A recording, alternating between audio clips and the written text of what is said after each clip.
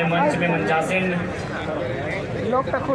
वरीय उपाध्यक्ष महोदय, प्रधान माफ कीजिएगा महासचिव, उपाध्यक्षगण, सचिवगण, महामंत्रीगण, महिला मोर्चा की केंद्रीय अध्यक्ष, उनके साथ महिला मोर्चे के तमाम उपाध्यक्षगण, सचिवगण, युवा मोर्चा के तमाम पदाधिकारी और हमारे कोल्हान प्रमंडल के महामंत्री, महासचिव और साथ ही साथ प्रत्येक जिला में चयनित हमारे गठन किए गए तमाम पदाधिकारीगण और साथ ही साथ लोकतंत्र के चौथे स्तंभ मीडिया बंधु, press media, print media, digital media, electronics media, सभी को जोहार, झारखंडी जोहार, नमस्कार, आदाब। और साथ ही साथ देख पा रहे हैं जैसा कि स्थानीय थाना प्रभारी भी आए हैं अपने दल के साथ, उनका भी बहुत बहुत धन्यवाद करते हैं, आभार करते हैं। और शायद ऐसा प्रतीत हो रहा है कि आंधियों का आना आरंभ हुआ है और खैर टाइगर की एंट्री और अगर आंधी तूफान ना हो तो फिर स्वागत किस काम का। तो सबसे पहले मैं अपनी बातों को आगाज करने से पूर्व जमशेदपुर के पूर्व सांसद अमर शहीद सुनील महतो को नमन करता हूं, वंदन करता हूं। और आज लोकतंत्र के चौथे स्तंभ के माध्यम से मैं वर्तमान राज्य सरकार से आह्वान करूंगा कि केंद्र सरकार से शहीद सुनील महतो की हत्या के लिए एनआईए का गठन हो, एनआईए की टीम उनकी जांच करे, उनकी मृत्यु के कारणों का खुलासा करे और तमाम अपराधियों को कटघरे के भीतर लाके खड़ा करे। ये मैं राज्य सरकार से मांग करता हूं।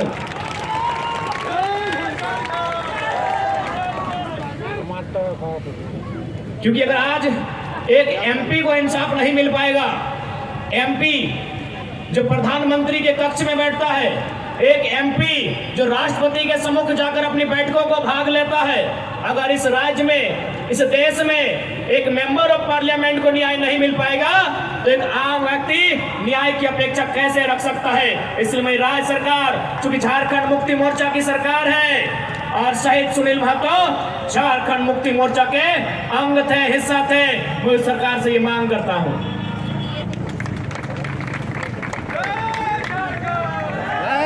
तो आज ये मेरे लिए भी गर्व का विषय है और शायद ये झारखंड के इतिहास का पहला विषय होगा कि हम प्रत्याशी हैं कोयलांचल का और नारा अगर जमशेदपुर में लग रहा है तो ये भी गर्व का विषय है। खैर, जी हाँ, लोकसभा प्रत्याशी हमने गिरिडीह के लिए सोचा है, आप जमशेदपुर की धरती में नारा लगा रहे हैं तो कोशिश कीजिए नारा कम लगाए, नहीं तो जमशेदपुर में ही मन बना सकते हैं। खैर, अभी जमशेदपुर के लिए इरादा नहीं है क्योंकि मेरा सोच है कि हम पहला वोट खुद को दें और मेरा वोटर आईडी गिरिडीह में है, इसलिए बाकी भविष्य में जहां जहां से लोग डिमांड करेंगे और जहां से हम लड़ सकते हैं वहां मैदान जंग में शामिल होंगे, क्योंकि हम एक क्षेत्र का लीडर बनने नहीं आए हैं। आज ये कोल्हान की धरती, आज इस धरती के चारों ओर बड़ी बड़ी इमारतें, न जाने कई हजार फैक्ट्रियां, कंपनियां, एक बड़ा उद्योग का क्षेत्र, लेकिन आज जब स्थानीय लोगों को वहां निम्न पाते हैं तो बड़ा सवाल आता है कि आखिर किसके लिए यह झारखंड राज्य अलग किया गया। 88 सालों का संघर्ष, 88,000 का बलिदान, धरती आबा बिरसा मुंडा की जन्मतिथि 2015 नवंबर को यह राज्य अलग हुआ, बिहार राज्य से कटकर 46% भूभाग लेकर 79,714 वर्ग किलोमीटर और उस समय 18 जिले लेकर यह राज्य अलग हुआ।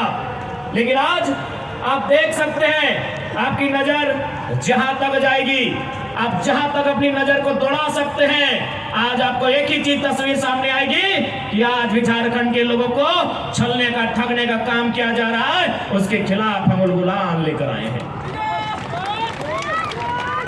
इन साफ शब्दों में कहेंगे कि मर्यादा पुरुषोत्तम को श्री राम कहते हैं, मर्यादा पुरुषोत्तम को श्री राम कहते हैं, बांसुरी वाले को घनश्याम कहते हैं, मिसाइल मैन को अब्दुल कलाम कहते हैं और जो टाटा बीसीएसएल से आंख मिलाए उसे टाइगर जयराम कहते हैं।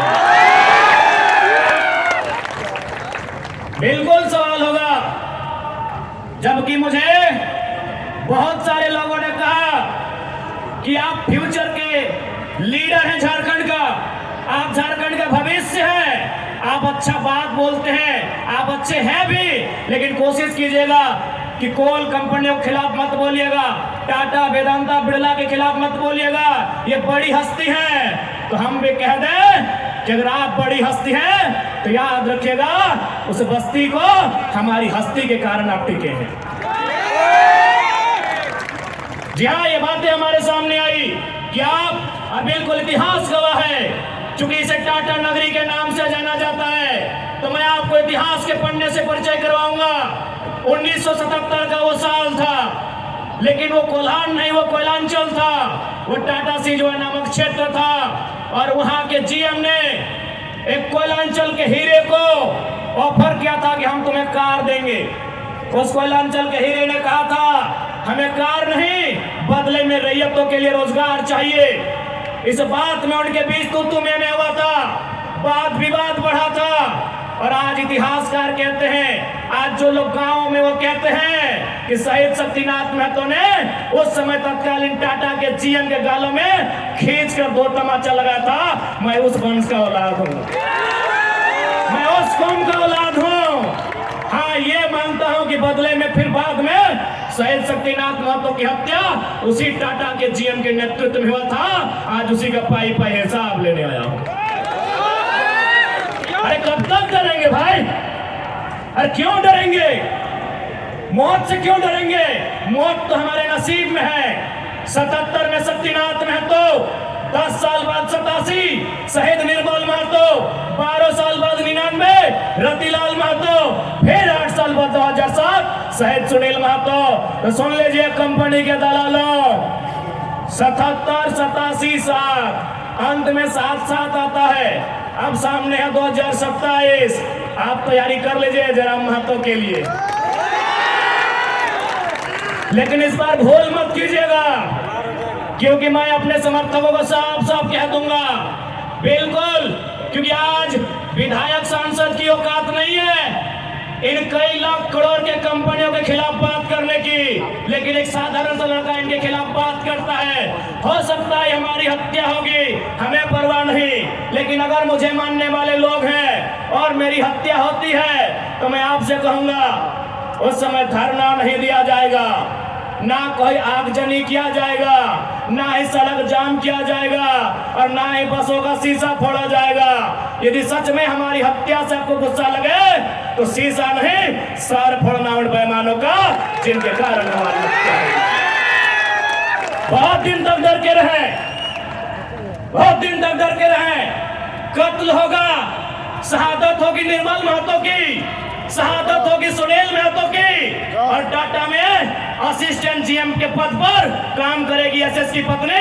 हम सवाल करेंगे, ये सवाल करने का हमको हक है। शहादत देंगे सुनील महतो। आज उनकी विधवा मां रो रही है, आर्थिक दयनीय स्थिति का सामना कर रही है, और एसएसपी की बीवी या फ्री फोकट में जनरल मैनेजर पद पे काम करेगी। हम इसका सवाल करेंगे, आपको जो कहना है कीजिए, आपको जो करना है कीजिए। अरे कब तक डरेंगे कोल्हानवासी? कब तक डरेंगे? कब तक इनकी गुलामी सहेंगे? अरे जिनके हमारे बाप दादाओं की जमीनों पर टाटा जमशेदपुर खड़ा है, हमारी बाप दादा की जमीन पे उस्मान खड़ा है, हमारी बाप दादा की जमीन पे इसको खड़ा है। इस बात को जहन में याद रखिएगा कोल्हान वासियों। आज कोयलांचल से ये टाइगर ये संदेश लेके आया है कि अब हमें डरने की नहीं, अरे मरना पड़े तो मर जाइए, लेकिन आने वाली पीढ़ी के भविष्य के लिए आज हमें इस लड़ाई को लड़ना होगा। मैं लोकतंत्र के चौथे स्तंभ के माध्यम से मैं सवाल करूंगा टाटा मैनेजमेंट से कि ललित दास कौन है? Who is Lalit Das? What is his ability? उसकी योग्यता क्या है? कौन है ललित दास? उसकी योग्यता क्या है? कितना तक पढ़ा है कि आज सीएसआर को संभालेगा, आज IL6 में नौकरी करेगा?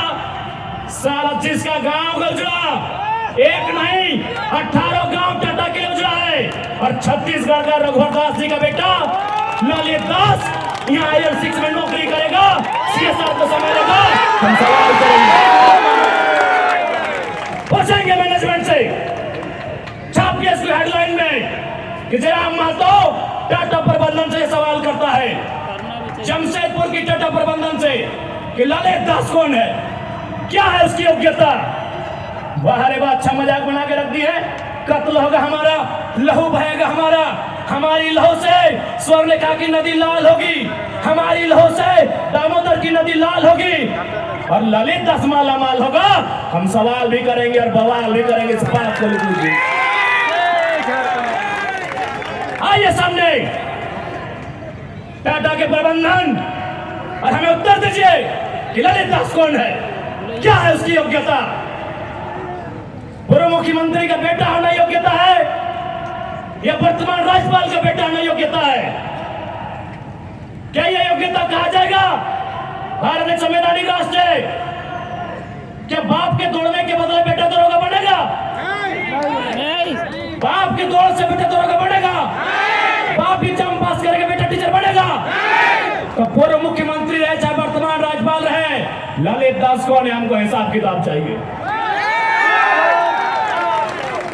आज ना ये चुनावी भाषण देने आए हैं, न राजनीति की बात करने आए हैं, एक संदेश लेके आए हैं कि कोयलांचल और कोल्हान के लोगों, हम दो हमारे दो नहीं, बिल्कुल इस भ्रम में मत रहिए, हम दो हमारे दो नहीं, तीसरा पैदा कीजिए, उसको निर्मल महतो बनाइए, उसको हथियार से लेस कीजिए। अरे कैसे लड़ेंगे आप इनसे? 20 लाख करोड़ की प्रॉपर्टी है इनकी, आप ऐसे लोगों से लड़ पाएंगे? आपका टीचर बेटा लड़ पाएगा? आपका वकील बेटा इनसे लड़ पाएगा? आपका डॉक्टर बेटा इनसे लड़ पाएगा? इसलिए आज कोल्हान और कोयलांचल, हम दो हमारे दो नहीं, तीसरा पैदा कीजिए, उसको निर्मल बनाइए और उन बेईमानों से युद्ध के लिए तैयार कीजिए, आपको बचाने कोई नहीं आएगा। अरे आप किससे उम्मीद करते हैं? SSP, आपको जानकारी होना चाहिए, SSP टाटा का साथ देते हैं, हिंदू मुस्लिम का राइट होता है, 44 मुसलमानों की दुकान तोड़ी जाती है, उस समय धारा 144 होता है, लेकिन टाटा रातों रात रोड बनाता है, धारा 144 का कहीं जिक्र नहीं होता है। आपकी सुरक्षा कौन करेगा बताइए? कौन करेगा आपकी सुरक्षा? ये हम आप बताइए हमें, कौन करेगा आपकी सुरक्षा? आज एक डोबो का वीडियो किसी हो, कोई डोबो का सीओ है, पहले मैं कहना चाहूंगा, ये बहुत सारे पुलिसकर्मी हैं जो ईमानदार हैं, उनको नमस्कार है।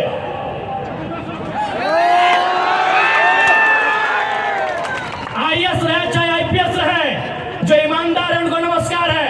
अगर कंपनी में भी ईमानदार लोग हैं तो ईमानदार है उनको नमस्कार है। लेकिन सुनने में आया है कि डोबो का सीओ 20,000 रुपया प्रति एकड़ अपने बाप का जमीन मोटेशन करवाने के नाम पे मांगता है।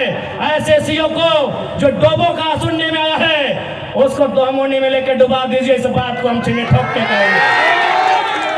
उसका बाप का जमीन है क्या? 20,000 नहीं, 20 पैसा नहीं मिलेगा, 20 पैसा नहीं मिलेगा। वीडियो का बाप का जमीन है, सीओ का बाप का जमीन है क्या? लेकिन आपके बाप का दादा का ये जमीन है, ये 4000 साल से हम ये खेती बाड़ी करते हैं, ये हमारा प्रमाण है। अरे आप तो दुनिया के वैज्ञानिक मान रहे हैं कि सबसे पहला इंसान सिंहभूम से निकला था। आप गर्व कीजिए अपने इतिहास पर, आप गर्व कीजिए अपने इतिहास पर। ये हम नहीं कह रहे, ये दुनिया की रिसर्च की टीम कह रही है कि जब दुनिया जल में था और जल से जो मिट्टी का कण पहले बाहर आया था, वह सिंहभूम का इलाका था। ये दुनिया के रिसर्च टीम कह रही है। यानी ये जमीन हमारी है, ये भूमि हमारी है, और आज यहाँ हम बेगाने बन के बैठे हैं। आज यहाँ हम दर बदर की ठोकरें खा रहे हैं। आज हमारे यहाँ कत्ल किया जा रहा है, और एकदम साल दर साल किया जा रहा है। 77 में, 87 में, 97 में, 7 में एकदम कंटिन्यूली हमारा कत्ल किया जा रहा है। और आज हम हाथ धर के बैठे हैं। आज हम कहना चाहेंगे, आज बिल्कुल अगर हम होते निर्मल दा के समय, यदि हम होते सुनील दा के समय, कसम से आंख से आंसू नहीं बहाते, कसम से आंख से आंसू नहीं बहाते, उनकी मौत के साथ साथ और 100 लोगों को मरने के लिए तैयार करते हैं और आंख से आंसू नहीं उनको नदी में बहाते हैं जो उनकी मौत का कारण बने थे। हमने आंख से आंसू बहाया, हमने अनाथों जैसा अनुभव किया कि हमारे लीडर चले गए। अब रोने का समय नहीं है, अब बिलखने का समय नहीं है, इंतकाम का समय है, क्योंकि आने वाला 20 साल बाद आने वाली पीढ़ी ना वो निर्मलदा को पढ़ने का समय जुटा पाएगी, ना वो बिरसा मुंडा को पढ़ने का समय जुटा पाएगी, ना वो शेख भिखारी को पढ़ने का समय जुटा पाएगी। आने वाली पीढ़ी सवाल भी नहीं कर पाएगी। इसलिए आज आपको अपने हर एक घर से, हर एक परिवार से एक एक औलाद को, चाहे बेटा या बेटी रहे, एक एक औलाद को फौलाद बनाना होगा। ये आज मैं कोल्हान वासियों को कहना चाहूंगा।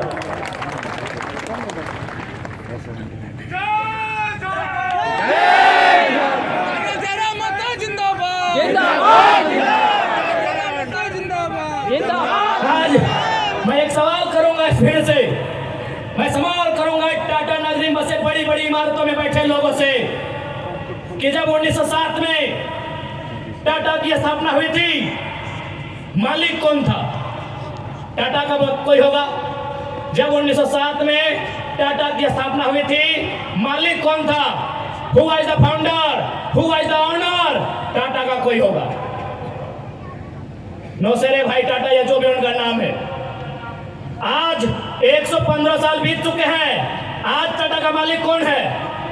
आज भी टाटा का मालिक टाटा का वंशी है। 100 साल पहले टाटा ने पूंजी का इन्वेस्ट किया था, आज 100 साल बाद भी टाटा का मालिक टाटा का वंशज है। लेकिन एक सवाल होगा मेरा, 100 साल पहले जिन कुर्मियों ने, जिन संथालियों ने, जिन हो ने, जिन गोड़ाई ने, जिन धीवर ने, जिन अल्पसंख्यक ने टाटा में जमीन दिया था, आज उस परिवार के पास क्या नौकरी है? आज हम सवाल करेंगे। अरे आपने पूंजी लगाया, 100 साल बाद आप मालिक है, हमने भी पूंजी दिया है। पूंजी 2 प्रकार की होती है इंपॉर्टेंट, एक जमीन, दूसरा अर्थ। अर्थ आपका, मालिक आज आप है, जमीन हमारी, हम कहां है ये सवाल करेंगे। ये कैसा देश है जो कहते हैं ये गांधी का देश है, ये किसानों का देश है? गांधी जी कहते थे कि किसानों की आत्मा बसती है गांवों में, तो आज कहां है गांव? आज कहां है किसान? केवल पूंजीवादी का हावी, आज चारों तरफ केवल कैपिटलिज्म के लोगों का दबदबा। ठीक है, हम विकास के विरोधी नहीं है, अरे हमने इंसान भी दिया है और जमीन दान भी दिया है। हमने इंसान के रूप में कभी बिरसा भगवान को दिया, कभी भागीरथ मांझी, कभी तिलका मांझी को दिया, तो कभी निर्मल महतो, तो कभी सुनील महतो जैसे शेर को हमने दिया। और जमीन की बात कीजिएगा तो जहां तक टाटा की नजर जाएगी वो जमीन सारी की सारी हमारी है। क्या नहीं दिया हमने विकास के नाम पे?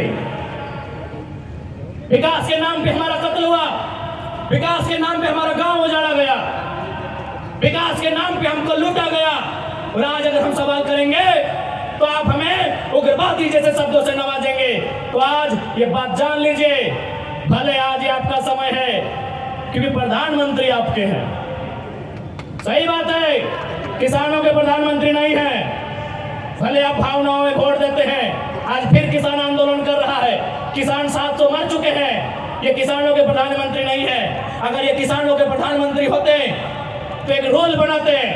1984 तक टाटा ने जो 15,000 एकड़ जमीन का अधिग्रहण किया है, उसमें मात्र 3,000 एकड़ में प्रोडक्शन का काम हुआ है, मात्र 3,000 एकड़ में कंपनी का एस्टेब्लिशमेंट किया गया है।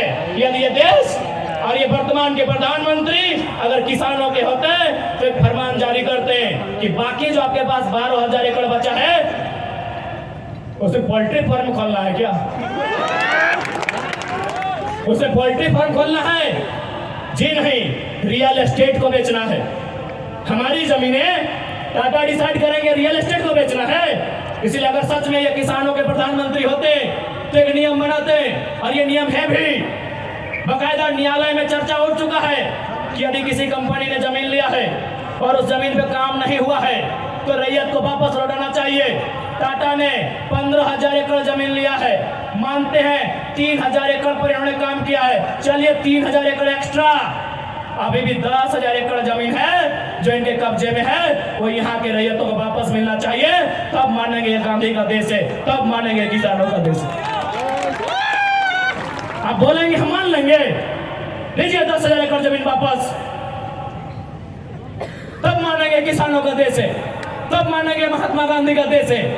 आज और तमाम जितने भी IAS, IPS मिनिस्टर, आज अगर मैं साफ कहूंगा कि संविधान की जितनी हत्या उग्रवादी आतंकवादी करते हैं, उससे कहीं ज्यादा वो IAS, IPS और मिनिस्टर संविधान की हत्या करता है जो पूंजीपतियों का साथ देता है। क्यों पता है? पढ़े लिखे लोग, पुलिसकर्मी भाई आप भी सुनिएगा कि आपके SP संविधान की हत्या कैसे करते हैं। हाँ, पुलिस वाली दीदी आप भी सुनिएगा कि आपके DC संविधान की हत्या कब करते हैं। भारत के संविधान को खोलिए, भारत के संविधान में प्रियम्बल आता है, प्रियम्बल में क्या लिखा है पता है? हम भारत के लोग सामाजिक, राजनीतिक, आर्थिक न्याय की बात लिखा है। हम भारत के लोग धर्मनिरपेक्ष समाजवाद का गुलाम लिखा है, समाजवाद, पूंजीवाद नहीं लिखा है, कहीं नहीं लिखा है। भारत के संविधान में समाजवाद लिखा है। हम भारत के लोग धर्मनिरपेक्ष समाजवाद भारत के निर्माण करेंगे। आज ये जो भी IAS, IPS अगर पूंजीवाद के पक्ष लेते हैं, नक्सली से भी बड़ा नक्सली वो IAS, IPS होते हैं। हाँ, हम सीना ठोक के कहेंगे। बाकी SP साहब, आप चाहे तो हमारी मौत का साजिश कर सकते हैं, क्योंकि आपकी पत्नी को पूर्व में अभी वाला नया आया है, पूर्व वाले SSP साहब, आप चाहें तो हमारी हत्या की साजिश रच सकते हैं, रचने का आपको अधिकार है। आपकी पत्नी को टाटा के दलालों ने नौकरी जो दिया है, और ये कोई नई बात नहीं है। झारखंड राज्य में केवल गुंडों ने मौत का साजिश नहीं किया है, बगोदर के एक विधायक थे, नाम अगर आप नहीं जानते तो सुन लीजिए, कॉमरेड महेंद्र सिंह, उनकी हत्या में SP का हाथ था। सीना ठोक के कहते हैं आज भी गांव में लोग कहते हैं कि कॉमरेड महेंद्र सिंह की हत्या में उस समय जो भी थे, क्योंकि हम लोग उस समय अंडा मेरा छोटा बच्चा थे, हमें आइडिया नहीं है, जो भी थे, जिस भी जिला के थे, झारखंड में 24 में से एक SP का हाथ था महेंद्र सिंह की हत्या में। तो ऐसे लोग जिनकी पत्नियों को, जिनके बच्चों को ये लोग नौकरी देंगे, वो हत्या करने से पीछे कैसे हटेंगे? तो सुन लीजिए महोदय, क्योंकि आपकी योग्यता का हम सम्मान करते हैं, आपकी